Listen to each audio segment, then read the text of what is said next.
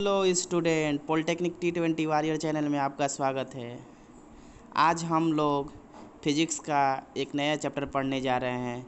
इससे पहले आप मेरे पॉलिटेक्निक T20 वॉरियर चैनल के प्लेलिस्ट में जाके आप फिजिक्स यानी भौतिक, केमिस्ट्री यानी रसायन और मैथ का वीडियो देख सकते हैं। वहाँ अपलोडेड है जो डिप्लोमा और आईटीआई को देखते हुए मतलब उसको तैयार किया गया है, जो बहुत ही हेल्पफुल होगा। अगर आप इस चैनल पर न्यू हैं तो आप इसको ज़रूर सब्सक्राइब कीजिए चैनल को, क्योंकि इस चैनल पर हमेशा नया नया चीज़ आएगा। और इसको लाइक कीजिए ताकि जितना ज़्यादा व्यू होगा उतना ज़्यादा हम लोग के लिए बहुत ही अच्छा होगा। चलिए अब हम लोग पढ़ाई स्टार्ट करते हैं। सबसे पहले आज हम लोग पढ़ रहे हैं जिस चैप्टर का नाम क्या है, kinetic theory of matter. Okay, जिसको हिंदी में हम लोग बोलते हैं क्या, पदार्थ का अणुगति। चलिए अब स्टार्ट करते हैं। तो सबसे पहले आप पदार्थ के बारे में पता है उसका क्या क्या कैरेक्टरिस्टिक्स होता है, तो पहले पदार्थ के बारे में थोड़ा जान लेते हैं। पदार्थ का मूल लक्षण क्या होते हैं? मूल लक्षण यानी स्पेशल कैरेक्टरिस्टिक्स ऑफ मैटर। तो पता हैगा कि पदार्थ जो होता है वो मॉलिक्यूल से बना होता है, यानी मॉलिक्यूल मतलब अणुओं से मिलकर बना होता है, ठीक है। और ये अणु जो होता है हमेशा गति करते रहते हैं, यानी मतलब मूव करते रहते हैं। दूसरा, ये अणु जो होता है इनका गति जो होता है अनियमित होता है, यानी मतलब चाल और दिशा, मतलब बार बार क्या होता है इसका चाल यानी मतलब वेलोसिटी, एंड इसका क्या होता है दिशा यानी डायरेक्शन, दोनों क्या होता है हमेशा चेंज होते रहता है। पदार्थ के अंदर क्या होता है कि जो दो बिंदु होता है उसमें क्या होता है कुछ रिक्त स्थान होता है, जिसके कारण उसमें वो मूवमेंट होता है। और इनके बीच क्या होता है एक बल लगता है, जिसको क्या होता है अंतरान्विक बल लगता है। पूछ देगा ये क्वेश्चन आपको कि दो मॉलिक्यूल होते हैं जो पदार्थ के, उसके बीच कौन सा बल लगता है, तो उसको अंतरान्विक बोलते हैं, मतलब इंट्रा मॉलिक्यूलर फोर्स बोलते हैं, ठीक है। इसको याद कर लीजिए, ये नोट है आपका। चलिए अब आगे हम लोग पढ़ते हैं। आगे आगे जो है अब हम लोग क्या पढ़ते हैं, आगे जो दिया हुआ है अब नया पॉइंट है जिसका नाम है क्या, kinetic theory of matter. Okay, इसमें क्या होता है कि हम लोग इसको हिंदी में क्या बोलते हैं, पदार्थ का अणुगति, पदार्थ का अणुगति का सिद्धांत पढ़ेंगे। ओके, चलिए इस सिद्धांत के अनुसार क्या होता है कि पदार्थ जो होता है ना वो विभिन्न विभिन्न अवस्था में होती है, जैसे कि सॉलिड हो गया, गैस हो गया, लिक्विड हो गया, ये सब अवस्था में होती है पदार्थ, ठीक है। और क्या होता है कि इसी में मतलब क्या होता है एक मॉडल प्रतिपादन किया गया है, जो मतलब काइनेटिक मॉडल ऑफ गैस होता है, जिसको क्या बोलते हैं, मतलब यही सॉलिड जो होता है पदार्थ का, यानी ठोस, द्रव और गैस के लिए क्या होता है अनुगति मॉडल एक किया गया है, जिसको बोलते हैं क्या, काइनेटिक मॉडल ऑफ गैस बोलते हैं, ठीक है। देखिए काइनेटिक मॉडल ऑफ गैस क्या होता है, इसमें हम लोग क्या क्या इसमें बोला जाता है कि गैस जो होता है ना, गैस के अणु वो क्या होता है अनियमित रूप से क्या करते हैं, गैस के अणु क्या होता है अनियमित रूप से गति करते रहते हैं। क्यों करते हैं, क्योंकि उनके बीच में एक छोटा सा गैप होता है और उनके बीच एक फोर्स लगता है जिसको कहते हैं इंट्रामोलिकुलर फोर्स, यानी अंतराणिक बल लगता है।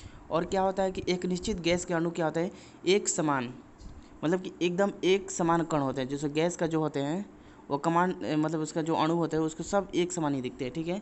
अणुओं का क्या होता है अपना एक वॉल्यूम होता है, और क्या होता है गैस के आयतन की तुलना में उपेक्षी होता है, ठीक है ना। मतलब कोई भी अणु होता है उसका कोई भी अगर हम वॉल्यूम निकालते हैं तो कोई गैस का जो उसका हम लोग सापेक्षिक मतलब कि उपेक्षी होता है, मतलब कि क्या बोलते हैं उसका हम कोई भी रिलेटिव डेंसिटी निकालते हैं तो उसका रिलेटिव में होता है, ठीक है। सेकंड क्या होता है, गैस के अणु क्या होता है एक दूसरे से दूर दूर होते हैं, और अणुओं के बीच क्या होता है आकर्षण या प्रतिकर्षण, यानी दोनों बल लगता है, ठीक है ना। ये दूसरा हुआ। तीसरा क्या बोलता है, तीसरा बोलता है कि दो अणुओं के बीच में टक्कर में क्या होता है पूर्णतः क्या होता है प्रतिदास होती है, मतलब कि परिणाम से दोनों अणु क्या होते हैं विपरीत दिशा में, जैसे जब टकराते हैं तो एक दूसरे के बीच क्या होता है डिफ्लेक्शन होता है, मतलब अणु इधर उधर लौट जाते हैं, ठीक है। और क्या होता है समान ताप, जैसे कि मान लीजिए अगर कोई नियत ताप हो गया, ताप को क्या बोलते हैं टेम्परेचर, नियत टेम्परेचर हो गया या प्रेशर हो गया, तो उस केस में क्या होता है जो गतिज ऊर्जा होती है, यानी हम इसको काइनेटिक एनर्जी बोलते हैं, उसमें कोई चेंज नहीं होता, नो चेंज। इसको याद कर लीजिए, मतलब कि जब नियत ताप रहे, यानी जब कांस्टेंट टेम्परेचर और प्रेशर रहता है, तो जो गैसों के बीच जो मूवमेंट होता है, यानी मतलब कि जो आपस में टकराते हैं समान ताप पर, तो उसमें गतिज ऊर्जा में कोई परिवर्तन नहीं होता। इसको एकदम रिमेंबर कर लीजिए, ये एग्जाम पॉइंट ऑफ व्यू से बहुत ही इंपॉर्टेंट है। ठीक है, ये हुआ चौथा प्रॉपर्टी क्या बोलता है कि जो गैस होते हैं, गैस के अणु वो क्या करते हैं, औसत गतिज ऊर्जा के ताप पर निर्भर करती है, यानी मतलब उसके समानुपाती बल होता है। जैसे कि मतलब गैसों के बीच जो एनर्जी लगती है, ऊर्जा लगती है, वो क्या होता है 3/2 kT होता है। के जो होता है वो कांस्टेंट होता है। ठीक है, मतलब कि एट कांस्टेंट यानी परम ताप पर टेम्परेचर एंड प्रेशर, ई का एक ये सूत्र होता है, इसको याद कर लीजिए। ये कांस्टेंट है और ये टेम्परेचर, यानी मतलब जो एनर्जी होता है वो क्या होता है, टेम्परेचर के डायरेक्टली प्रोपोर्शनल होता है। इसको आप याद कर लीजिए। ठीक है, चलिए आगे अब हम देखते हैं एक और जो थी, ये तो काइनेटिक मॉडल ऑफ गैस का हो गया। अब काइनेटिक मॉडल ऑफ सॉलिड देखते हैं, यानी kinetic model of solid. Okay okay, ठीक है। इसमें क्या होता है कि ठोस कणों के बीच क्या होता है, दूरी जो होती है वो कितना होती है, 10⁻⁻10 मीटर के लगभग होती है। ठीक है, पहला पूछ सकता है। दूसरा, जो प्रत्येक अणु होते हैं ना, एक निश्चित तथा नियमित क्रम में होते हैं, मतलब कि 1 कण 2 कण 3 कण ऐसे कण बने रहते हैं, मतलब ठोस के एक नियमित क्रम में होते हैं। तीसरा, जो ठोस को गर्म करने से क्या होता है, उसके अणुओं में क्या होता है, मूवमेंट होने लगता है। ठीक है, जिससे उनके मध्य क्या होता है, अंतरानाविक जो बल होता है, इंटरमोलिकुलर फोर्स, वो क्या होता है, पूरा बढ़ जाती है। ठीक है, इस प्रकार ठोस का प्रसार होने लगता है। यह हुआ काइनेटिक थ्योरी ऑफ सॉलिड। अब देखिए अगला जो वो पढ़ते हैं वो क्या है, अब हम लोग पढ़ते हैं अगला जो है वो क्या है, काइनेटिक थ्योरी ऑफ लिक्विड, यानी द्रव का अनुगति मॉडल। क्या होता है कि द्रव जो होता है, द्रव के अणुओं के बीच, उसके बीच भी अंतरानाविक बल लगते हैं। ठीक है, लेकिन इसमें जो अंतर्नाविक बल लगता है, मतलब कि आपसे कुछ पूछ सकता है क्वेश्चन, जैसे कि इंपॉर्टेंट क्वेश्चन आ जाएगा कि इसमें भी अंतर्नाविक बल लगता है, तो सबसे ज़्यादा किस में लगता है, तो ठोस जो होता है ना, सॉलिड में सबसे ज़्यादा लगता है। ठीक है, और उसके बाद क्या होता है, ठोस के बाद क्या होता है, गैस के अणु से कम और ठोस के अणु से ज़्यादा होता है, यानी मतलब कि सबसे ज़्यादा, मतलब सबसे ज़्यादा देखिए गैस में जो होता है ना, सबसे ज़्यादा होता है इंट्रामोलिकुलर फोर्स। उसके बाद क्या होता है, लिक्विड में होता है। ठीक है ना, इसको याद कर लीजिए आप, एकदम इंपॉर्टेंट पॉइंट है। और इसके बाद सॉलिड में होता है। ठीक है ना, यानी इसको क्या बोलते हैं, इंट्रामोलिकुलर फोर्स, इंट्रामोलिकुलर फोर्स। ठीक है ना, यानी अंतर्नाविक बल। पूछ देगा कि अंतर्नाविक बल का ऑर्डर लिखिए, तो ये ऑर्डर होता है। ठीक है, दूसरा, अब दो अणुओं के बीच जो आकर्षण बल लगता है, मतलब दोनों को अट्रैक्ट करता है, तो वो क्या होता है, उसमें क्या होता है, गैस का जो होता है ना, गैस के अणुओं से क्या होता है, अधिक होता है, किसका, लिक्विड का, लेकिन ठोस के अणुओं से कम होता है। यानी मतलब कि सॉलिड का सबसे ज़्यादा होता है। मतलब क्या, जब कोई अट्रैक्शन बल लगता है, यानी आकर्षण बल, यानी अट्रैक्शन बल लगे तो ये होता है, सॉलिड का ज़्यादा होता है। उसके बाद लिक्विड का होता है, और उसके बाद किसका होता है, गैस का होता है। ठीक है, चलिए एक और चीज़ है जिसको हम लोग क्या बोलते हैं, इसमें क्या होता है कि जो अणुओं के जो ऊर्जा होती है, ऊर्जा मतलब कि अगर एनर्जी देखा जाए, एनर्जी देखा जाए, तो उसमें क्या होता है, गैस के अणुओं में क्या होता है, कम होता है, लेकिन ठोस के अणुओं से अधिक होता है। यानी मतलब कि जो ठोस के अणुओं से क्या होता है, ज़्यादा होती है, यानी मतलब कि सॉलिड से क्या होता है, ज़्यादा होती है किसको, लिक्विड का एनर्जी, बट लेकिन कम होती है किससे, गैस से। ठीक है, इसको भी याद कर लीजिए आप।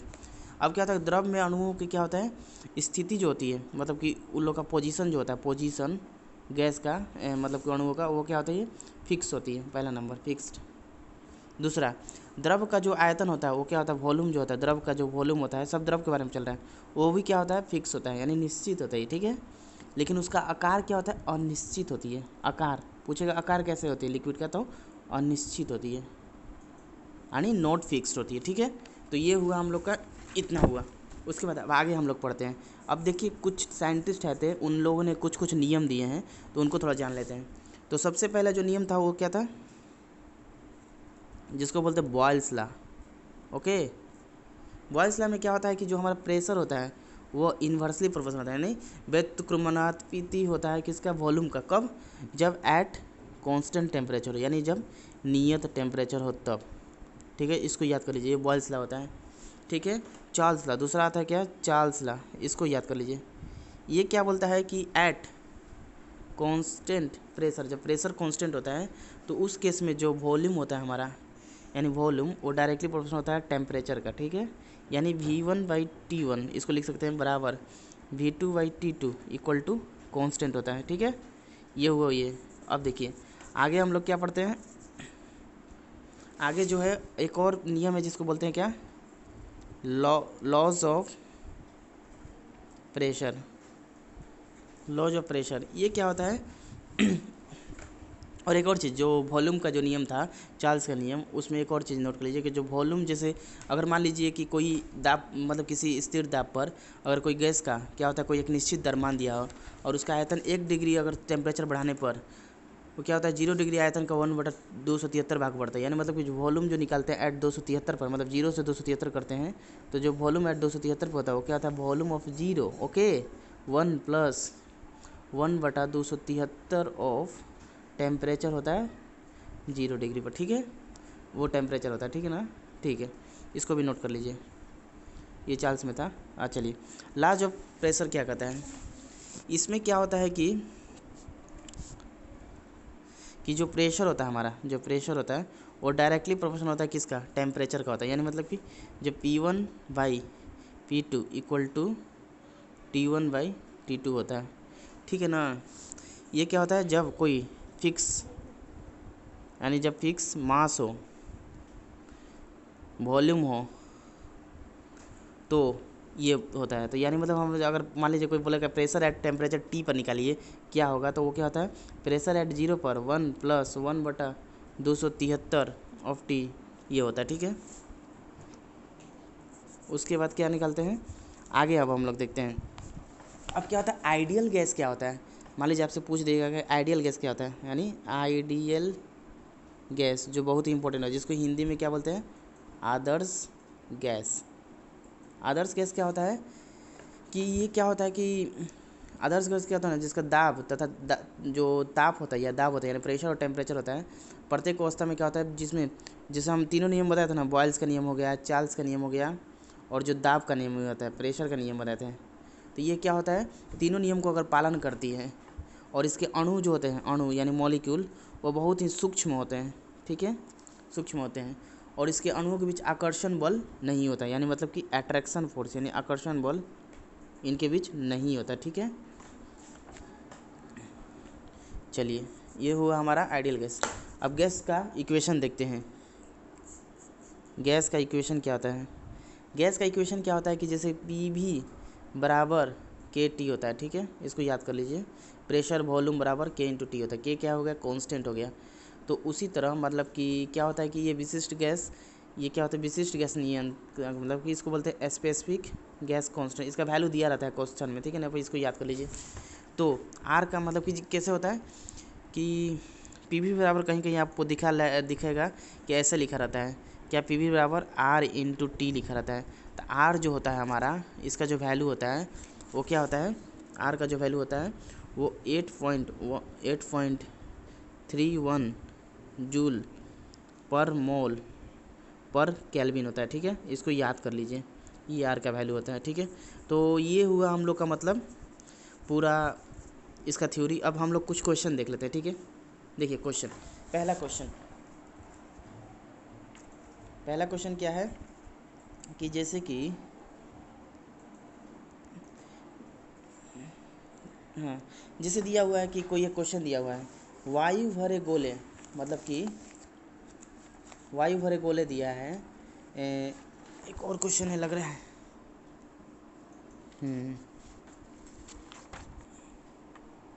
हाँ, जैसे दिया है वायु भरे गोले का अर्धव्यास दोगुना किया जाता है, मतलब उसका अर्धव्यास होता है, सॉरी, अर्धव्यास दोगुना किया जाता है तथा तापमान क्या होता है 0 डिग्री से बढ़ाकर इतना कर दिया जाता है। तो बताइए दाब में कितना कमी होगा, यानी टेम्परेचर बढ़ाने से दाब में मतलब कितना कमी होगा, ये हम लोग आपसे पूछा जा रहा है। तो इसको हम लोग कैसे बनाएंगे, तो जैसे कि ये क्या है वायु भरे गोले, मतलब तो गोला का पहले बताइए वॉल्यूम क्या होता है। तो गोला का देखिए वॉल्यूम क्या होता है, V बराबर क्या होता है, तो जैसे मान लेते हैं कि वॉल्यूम V1 बराबर 4/3 πr1Q ऐसे लिख सकते हैं, ठीक है। और मतलब क्या होता है कि इतना बड़ा गोल है उसको दोगुना कर दिया जाता है। तो मतलब वॉल्यूम 2 बराबर मान लेते हैं क्या, 4/3 पाई R2 का क्यू ले लेते हैं, ठीक है। अब क्या होता है कि इसको दोगुना कर दिया जाता है यानी रेडियस को, तो इसका 4/3 पाई, इसको 2R1 कर सकते हैं इसका क्यू, यानी ये क्या हो जाएगा, यानी 4/3 पाई, ये क्या होगा 8V1 क्यू। तो इसको मतलब कि इस फॉर्म में लिख देते हैं, तो इस फॉर्म में लिखिएगा तो 8V1 हो जाएगा, ठीक है ना। इसको यहाँ लिख दिए, तो हमारा जो वॉल्यूम V2 आया वो क्या आया, 8V1 आया। अब देखिए, अब हम लोग को क्या पता है, गैस का इक्वेशन आपको पता होगा, ठीक है ना। गैस का इक्वेशन पता है ना, क्या होता है गैस का इक्वेशन, पी वी, पहले हम लोग का क्या आया था, पहले नोट कर लेते हैं कि हम लोग का क्या आया था, V1 बराबर क्या होता है, V1 बराबर हम लोग का क्या आता है, V1 नहीं V2 बराबर 8V1 आता है, V1 बराबर 8V1 आता है, ठीक है। उसके बाद क्या करेंगे, तो सबसे पहले हम लोग जैसे कि इक्वेशन आपको पता है, P1V1 by T1 equal to P2 V2 बटा T2, ये इक्वेशन होता है ना, क्योंकि देखिए हम लोग को दाब पूछ रहा है, प्रेशर 2, तो यही इक्वेशन यूज़ करेंगे। तो P2 बराबर क्या हो जाएगा, P1V1, बस सिंपल है एकदम, P1V1 T2 बटा T1 V2 होगा, हो गया ना। अब जैसे कि हम लोग का टेम्परेचर 1 कितना दिया हुआ है, टेम्परेचर 1 क्या होता है 0 डिग्री सेल्सियस, यानी मतलब इसको 273 बोल सकते हैं, ठीक है। और ये क्या दिया 46 डिग्री, 546 डिग्री सेल्सियस दिया, तो इसमें क्या होता है इसका टेम्परेचर 2, यानी मतलब इसको कैल्विन में लेंगे, तो इसको मतलब जीरो में मतलब 273 जोड़ दिए थे, इसमें अब मतलब क्या करेंगे 273 प्लस 546 करेंगे, तो इसको जोड़िएगा ना आपको, तो टेम्परेचर आएगा मतलब, ठीक है, टेम्परेचर 2 आएगा, ठीक है ना। टेम्परेचर 2 बराबर मतलब 546 प्लस 200, जगह कमी हो जा रही है, यानी मतलब यहाँ पर 273 लिख सकते हैं, यानी इसको आप जोड़ दीजिए तो ये केल्विन में आएगा, ठीक है। अब देखिए, यानी जोड़िएगा तो आपको ये दिखेगा, जो टेम्परेचर 1 होता है उसका ये 3 गुना होगा, यानी 3 गुना होगा, यानी 3T1 के बराबर हो जाएगा। T2 भी पता चल गया। अब चलिए फार्मूला पे चलते हैं, तो इसको क्या लिख सकते हैं, P1V1, और T2 को क्या लिख सकते हैं 3T1 लिख दिए, बता T1V2 कर दिए, तो यहाँ से T1 कट गया, ठीक है। अब क्या करेंगे कि जो V1 हो गया V1 V2, तो इसका V2 का भी वैल्यू हमारा 8V1 आया था, तो 8V1 भी रख दिए, V1 कट गया, तो हमारा कट फुट के कितना आ गया, हमारा जो P2 आ गया वो कितना आ गया 3/8T1। अब इसको सॉल्व कीजिएगा, एकदम सॉल्व आ जाएगा, तो हमारा P2 निकल गया। अब चलिए आगे देखते हैं क्या हो रहा है। तो हम प्रेशर में पूछ रहा है कितना का कमी हुआ, परसेंटेज नहीं पूछ रहा है, तो प्रेशर में कमी कैसे निकालेंगे आप बताइए। तो प्रेशर में कमी क्या निकालना है, P1 माइनस P2 आपसे पूछ रहा है, ठीक है। तो P1 माइनस P2 मतलब P1 तो P1 था, अब P2 को हम कितना निकाले थे हम लोग 3/8 3/8 P1 हो जाएगा, ठीक है। ओके, मैंने पीछे निकाला है, तो इसको आप घटाइएगा तो कितना हो जाएगा, 8 P1 में से 3 गया था, 5/8 P1 आ गया, यानी मतलब कि इतना का चेंजिंग हो गया। तो इसका ऑप्शन क्या दे रहा है, कौन सा ऑप्शन मैच करेगा आप बताइए। तो एक मतलब कि इसका जो ऑप्शन मैच कर दिया आपको, ये मूल आपकी 5/8 से हो गया, क्योंकि 5/8 आ गया, ठीक है। ये एक क्वेश्चन हुआ। चलिए दूसरा क्वेश्चन देखते हैं। आणविक गति की ऊर्जा जिस रूप में प्रकट होती है वो क्या होती है बताइए। तो ऊष्मा होती है, और क्या, आणविक गति जो होती है उसमें हीट के रूप में निकलेगी, हीट के रूप में एनर्जी निकलती है, और क्या, कोई भी जब कोई भी मॉलिक्यूल टकराता है तो उसमें से क्या होता है, ऊर्जा निकलता है। चलिए ठीक है। स्थिरता पर किसी गैस का आयतन दिया है, मतलब वॉल्यूम इतना % कम कर दिया जाता है तो उसका दाब में कितना बढ़ेगा, यानी वॉल्यूम को आयतन में क्या होता है कम करने पर क्या होता है, उसका दाब क्या होता है बढ़ जाता है। आप इसको भी याद कर लीजिएगा। तो इसका क्या हो जाएगा, जैसे कि मान लेते हैं कि शुरू में क्या है, आरंभिक वॉल्यूम है इसका कितना, आरंभिक वॉल्यूम है मान लेते हैं कितना, वॉल्यूम V1 और प्रेशर P1 है, और बाद में इसका क्या हो जाता है P2 हो जाता है, और V2 हो जाता है, ठीक है। तो मान लेते हैं V2 बराबर क्या हो जाएगा, V1 माइनस 20% कम कर देते हैं इसका 100/V1 लिख सकते हैं, यानी ये कितना हो जाएगा 4/5 V1। ये तो सिंपल है एकदम, मैथ है। और उसके बाद आप देखिए चार्ल्स का नियम क्या होता है, P1 V1 बराबर क्या होता है, P2 होता है ना, आपको बताते हैं। तो हमसे P2 पूछ रहा है, तो P2 बराबर क्या लिख सकते हैं, V1/V2 P1 इंटू P1, तो बराबर क्या हो जाएगा, इसको आप वैल्यू रखिए तो 4/4 P1 हो जाएगा, हो गया ना। तो हमसे पूछ रहा है कि P2 माइनस P1 में मतलब कितना का चेंजिंग हुआ, तो P2 हमारा कितना था, P2 अभी निकाले, तो 5/4 P1 minus P1 equal to 1/4 P1, और ये क्या हुआ है, मान लीजिए कि अब कोई परसेंटेज निकालते हैं तो क्या होता है, विक्रय मूल्य माइनस क्रय मूल्य करता है, उसके बाद नीचे क्रय मूल्य लिखते हैं। तो हमारा क्रय मूल्य कितना है, नीचे क्या है P1 है, तो P1 कट गया, उसको 100 से गुना कर देते हैं, यानी 4 से 100 कट गया तो 25% हो जाएगा। तो देखिए 25% से क्या होगा, दाब बढ़ जाएगा। चलिए इसका आंसर ऑप्शन डी हो गया। एक बार इसको ट्राई कीजिएगा आप, ठीक है। मैंने बता दिया है किस किस फार्मूला से बन रहा है, तो आप उसको ट्राई कीजिएगा, ठीक है। एक और क्वेश्चन है, आप इसको ट्राई कीजिए, आप इसको बनाने की कोशिश कीजिए, एकदम सिंपल है, आप बनाकर इसका आंसर पोस्ट कीजिए, ठीक है। चलिए एक और क्वेश्चन है जिसको जैसे दिया हुआ है क्या कि 1140 मीटर मतलब 1140 मीटर पारे के दाब पर कितना सेंटीमीटर ताप गैस का आयतन कितना लीटर वॉल्यूम दिया है, तो मानक दाब पर गैस का आयतन क्या होगा, मानक ताप पर पूछ रहा है मतलब, ठीक है। तो इसके लिए क्या करेंगे, जैसे कि आपको पता है मानक ताप का इक्वेशन P1 V1, मैंने फर्स्ट क्वेश्चन में यूज किया था T2 T1 बराबर P1 V2 T2, ऐसा लिख सकते हैं, ऐसा लिख दिए ना। आप देखिए क्या करेंगे, उसके बाद हम लोग क्या करेंगे कि जो V2 हो जाएगा वो क्या हो जाएगा, P2 बराबर P2 बटा P1 इंटू V1, यानी मतलब कि P2 बटा V1 हमारा कितना हो जा रहा है, 1/4 हो जा रहा है, 1/4 हो गया। उसके बाद क्या हो गया, इनको 10⁻³ लिख देंगे क्योंकि देखिए दिया हुआ है, ठीक है, ये दिया हुआ है, देखिए यहाँ पर दिया हुआ है,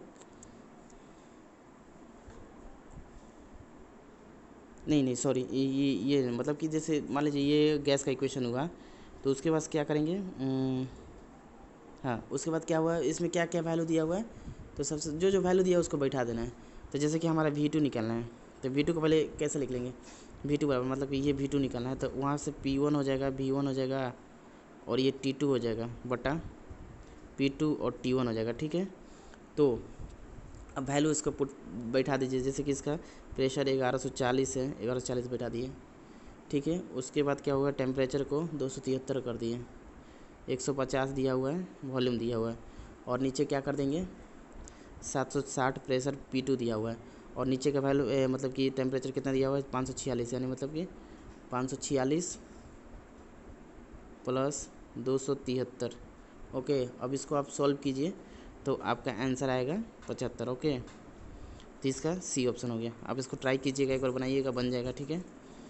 और इसको भी आप ट्राई कीजिए, इसको भी ट्राई कीजिए, ये भी बन जाएगा, नहीं बनेगा तो आप बताइएगा। देखिए ये जो होगा ना, ये इसका फार्मूला चार्ल्स लॉ पे बनेगा, यानी P1 V1 बराबर P2 V2, मतलब देखिए क्या बेलनाकार बर्तन जिसका आयतन दिया हुआ है, ठीक है, वॉल्यूम 2 पता है, इसमें 7 मिली दाब पर भरी है, इसलिए आपके गैस पर 4 मिली दाब पर संपीड़ित है, एक और प्रेशर दिया हुआ है, ठीक है। तो बताइए गैस का आयतन क्या होगा, तो मतलब दूसरा गैस का आयतन आपसे पूछ रहा है, तो एक प्रेशर मान लीजिएगा उसका कितना दिया हुआ है, यानी 4 वायुमंडलीय दाब पर संपीड़ित करें, मतलब 4 वायुमंडलीय दाब का मतलब क्या हो जाएगा, यानी हमारा जो P2/P1 का रेशियो जो हो जाएगा उसको 1/4 ले लीजिएगा आप लोग, और उसके बाद वैल्यू बैठाइए, आपका बन जाएगा, ठीक है। चलिए हम लोग का आज हम लोगों ने इस चैप्टर को पढ़ाई किया और इसके साथ साथ बहुत सारे क्वेश्चन देखा, और आप इसको एक बार ज़रूर प्रैक्टिस कीजिएगा। अगर कहीं पर भी दिक्कत हो तो आप ज़रूर कमेंट सेक्शन में कमेंट कीजिएगा, और मैंने जो भी क्वेश्चन दिखाया बनाकर आप उसको एक बार ज़रूर कॉपी पर ट्राई कीजिएगा, और उसके बाद जो क्वेश्चन एक टास्क दिया आप उसको बनाकर उसका आंसर ज़रूर पोस्ट कीजिए। चलिए तब तक के लिए बाय।